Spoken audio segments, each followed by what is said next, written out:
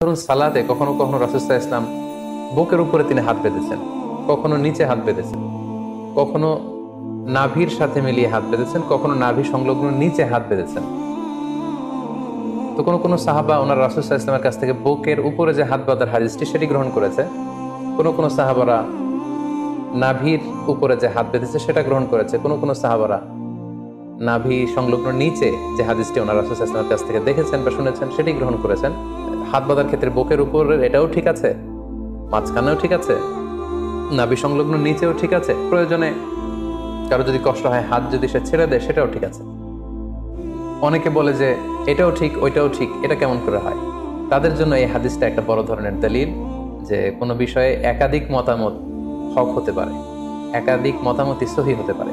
not necessary যে একটা বিষয়ই সঠিক হতে হবে, কখনো কখনো একাধিক বিষয়ও সহি হতে